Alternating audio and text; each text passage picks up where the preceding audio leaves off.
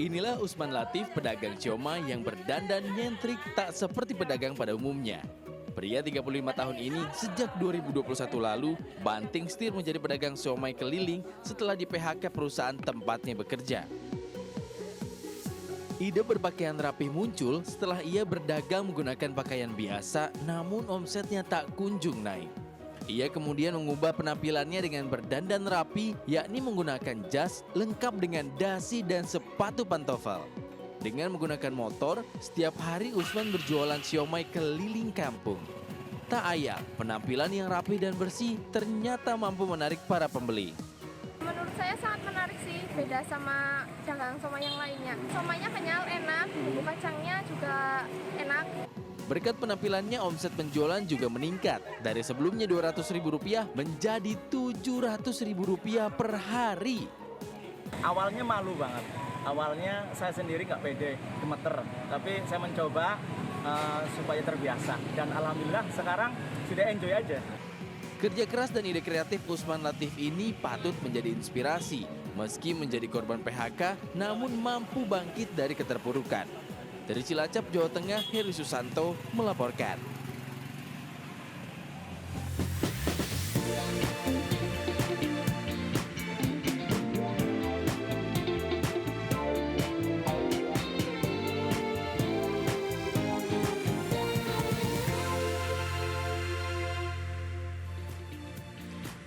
Halo, selamat siang pemirsa. Apa kabar Anda hari ini? Semoga semuanya dalam keadaan yang sehat. Ada saya Herjuno Syaputra.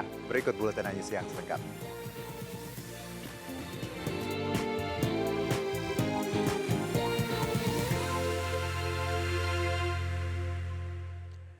Mobil dinas Polda Jabar terlibat kecelakaan di Tol Layang MBZ, kilometer 14 Bekasi, Jawa Barat. Peristiwa berawal saat mobil dinas yang menyalip dengan kecepatan tinggi tiba-tiba menabrak minibus di depannya.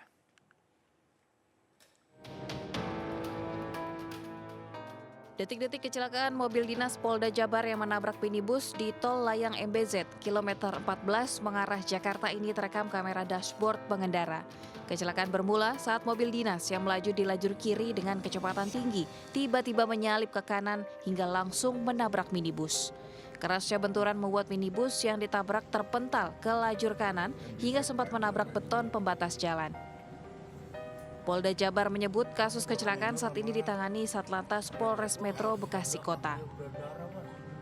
Kendati demikian, polisi belum membeberkan soal penyebab kecelakaan maupun kemungkinan adanya korban dalam kecelakaan ini. Masih seputar hewan pemirsa, tapi kali ini bukan soal penyerangan, melainkan tingkah laku koleksi hewan dari Kebun Binatang Surabaya yang asik bermain air saat kondisi cuaca panas. Inisiasi menyiapkan pancuran air dilakukan pihak Kebun Binatang untuk menjaga koleksi hewan tetap terhidrasi, terutama saat cuaca ekstrim saat ini.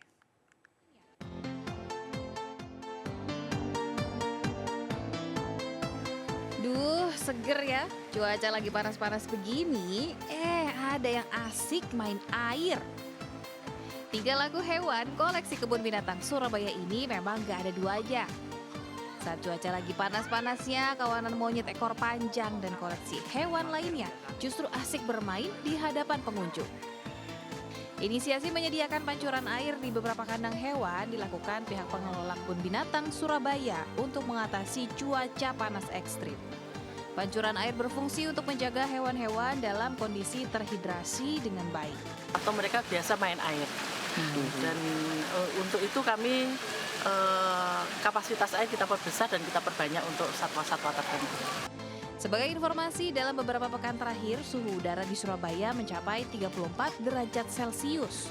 Kondisi ini terjadi karena saat ini tengah dalam proses transisi dari musim hujan ke musim kemarau. Oleh karena itu, pihak pengelola Kebun Binatang menjaga suhu kandang dengan menyediakan pancuran air untuk menghindari hewan mengalami dehidrasi. Dari Surabaya, Jawa Timur, Hari Tambayo, iNews melaporkan. Diduga akibat korsleting listrik, sebuah gudang kardus dan 8 rumah semi permanen ludes terbakar di kawasan Cengkareng, Jakarta Barat. Sementara itu, atlet tim bulu tangkis Uber dan Thomas tiba di Terminal 3 Bandara Soekarno-Hatta, Tangerang, Banten. Dua informasi ini kami rangkum dalam Indonesia 24 jam.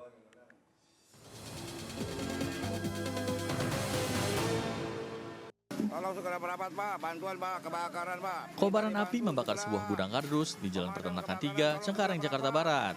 Banyaknya material mudah terbakar membuat api cepat menjalar dan membakar 8 rumah semi permanen. Tidak ada korban dalam peristiwa kebakaran yang diduga akibat korsleting listrik ini. Atlet tim bulu tangkis Uber dan Thomas tiba di Terminal 3 Bandara Soekarno-Hatta, Tangerang. Kedatangan kedua tim bulu tangkis ini disambut Menteri Olahraga dan Pecinta Bulu Tangkis Tanah Air. Meski menjadi runner-up usai dikalahkan Tiongkok, tim bulu tangkis Uber mencetak sejarah tembus di partai final usai penantian 16 tahun. Viral di media sosial karena makan sepuasnya namun membayar semaunya. 1 dari 2 bank jago diringkus petugas Polsek Metro Tanah Abang di kediamannya di kawasan Kebonpala, Tanah Abang, Jakarta Pusat. Pelaku yang mengaku menyesali perbuatannya bahkan sempat menangis saat dihadirkan ke hadapan pemilik warteg. Seorang wanita di Makassar mendatangi Polrestabes Makassar untuk melaporkan tantenya sendiri atas dugaan penipuan. Korban mengaku dijanjikan bisnis durian setelah menyerahkan sejumlah perhiasan emas senilai puluhan juta rupiah untuk digadai sebagai modal bisnis durian bersama keluarga.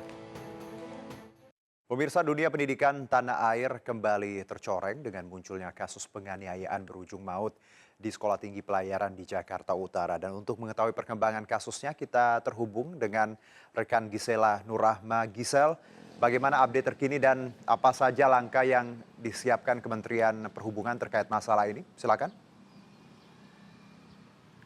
Ya, baik Juno dan juga pemirsa, dapat kami sampaikan situasi terkini di depan kampus Sekolah Tinggi Ilmu Pelayaran Marunda, Jakarta Utara saat ini terpantau cukup normal dan sepi. Kami melihat adanya beberapa sejumlah petugas keamanan yang sedang berjaga dan juga ada beberapa karangan bunga turut berduka cita dari sejumlah pihak. Adapun hingga saat ini pihak kepolisian terutama dari Polres Metro Jakarta Utara masih terus menyelidiki kasus tewasnya salah satu mahasiswa STIP yang dianiaya oleh seniornya pada hari Jumat 3 Mei yang lalu. Dan kami belum mendapatkan informasi secara pasti kapan pihak kepolisian akan melakukan proses rekonstruksi atau olah TKP. Dan pemirsa, namun pada hari Senin kemarin pihak kepolisian telah menggelar prarekonstruksi yang ada di STIP ini dengan menghadirkan 1 pelaku utama dan juga 12 saksi, yakni terdiri dari 12 taruna tingkat 1 dan tingkat 2 sebagai saksi dalam kasus tersebut.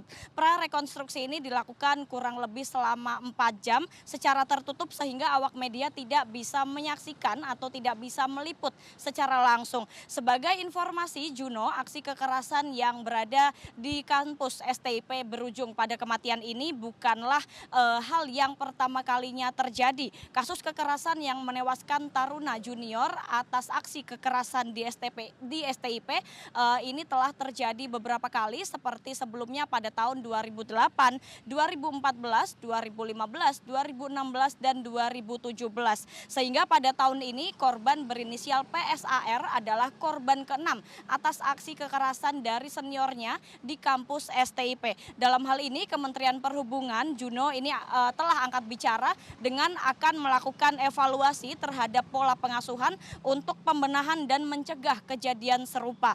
Untuk memulai pembenahan ini, Kemenhub juga telah membentuk tim investigasi internal yang juga sudah mulai bekerja untuk mengevaluasi kasus kekerasan di STIP. Nantinya hasil dari evaluasi ini akan juga diterapkan di beberapa sekolah yang ada di bawah naungan Badan Pengembangan Sumber Daya Perhubungan agar bisa mencegah kejadian serupa. Pihak Kemenhub juga mendukung sepenuhnya proses hukum yang berlangsung dan siap untuk bekerja sama dengan pihak kepolisian. Demikian, kembali ke Anda, Juno. Baik, Gisel, terima kasih atas laporan Anda. Selamat bertugas kembali. Ya, kita ke informasi berikutnya, pemirsa. Puluhan balita di Majene, Sulawesi Barat mengalami keracunan massal usai mengkonsumsi makanan dari Dinas Pengendalian Penduduk dan Keluarga Berencana. Sementara di Lombok, puluhan siswa sekolah dasar negeri diduga keracunan usai memakan agar-agar yang dijual pedagang keliling di sekolah. Puluhan balita warga Kecamatan Pamboang, Kabupaten Majene, Sulawesi Barat dilarikan ke puskesmas karena diduga keracunan usai menyantap bubur pada acara pemberian makanan tambahan yang digelar Dinas Pengendalian Penduduk dan Keluarga Berencana setempat. Total 30 balita dan seorang remaja yang dirawat karena mengalami pusing, mual, dan muntah. Pemberian makanan dilakukan dalam rangka launching PMT Cegah Keluarga Beresiko Stunting dari DPPKB Majene dengan target 150 anak. Di Lombok Tengah, Mataram, puluhan siswa di Sekolah Dasar Negeri Mentokok diduga keracunan usai memakan jeli stick yang dijual pedagang keliling di sekolah mereka. Total siswa yang mengalami gejala yang sama, sekitar 40 orang dan 15 diantaranya dilarikan ke puskesmas lantaran membutuhkan penanganan medis. Kejadian bermula saat siswa selesai upacara pada Senin pagi mengeluhkan sakit perut dan muntah. Setelah ditelusuri, sebagian besar siswa mengaku memakan jeli stick berhadiah sebelum upacara. Dari Majene, Sulawesi Barat dan Lombok Tengah, Tim Liputan iNews melaporkan. Jangan kemana-mana pemirsa, setelah jeda kami akan hadirkan kreativitas siswa SD yang mengubah pelepah pisang jadi kerajinan unik. Kami segera kembali.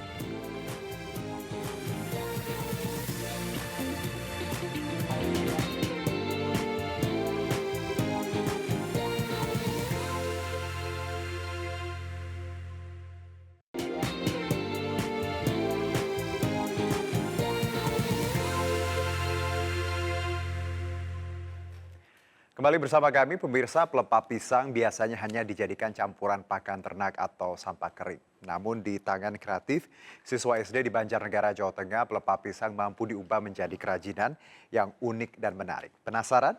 Berikut liputannya untuk Anda.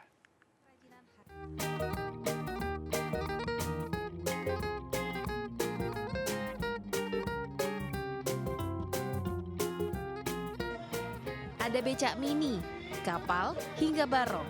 Ya, kerajinan ini bukan sebuah etalase di toko kerajinan, melainkan pameran kerajinan hasil karya anak-anak sekolah dasar di Banjarnegara, Jawa Tengah. Dan yang lebih unik, karya seni ini dibuat dengan memanfaatkan barang limbah atau sisa kayu dan bambu yang sudah tidak terpakai. Pembuatan karya ini dilombakan dalam Seni Karya Festival Lomba Seni Siswa Nasional tingkat sekolah dasar di Banjarnegara, Jawa Tengah. Dengan ketelatenan dan ketekunan, barang-barang yang biasanya tidak lagi terpakai bisa disulap menjadi aneka kerajinan cantik. Rata-rata proses pengerjaan memakan waktu antara 5 hingga 7 jam. Dan bahan-bahan kreasi ini merupakan ide murni dari para siswa sekolah dasar. Nah pemirsa, bagi Anda yang memiliki barang-barang limbah, tak ada salahnya untuk mencoba membuat karya seni. Selain mengurangi sampah, juga mampu menjadi pajangan yang unik dan apik untuk di sudut ruangan rumah. Dari Banjarnegara, Jawa Tengah, Elis Novit, iNews melaporkan. Ya, informasi tadi sekaligus menjadi akhir jumpa kita hari ini. Mari ulurkan tangan Anda untuk berbagi kebaikan kepada sesama melalui MNC Peduli dengan nomor rekening di bawah ini atau scan kris berikut melalui aplikasi uang digital Anda. Informasi lebih lengkap dapat diakses di mncpeduli.org. Jangan lupa Anda bisa mendapatkan informasi terkini, terbaru melalui portal yang menghadirkan berita daerah, nasional, dan internasional. Lengkap di okizon.com. Saya Herjuno Syaputra, beserta kerabat kerja yang bertugas pamit undur diri. Terima kasih, sampai jumpa.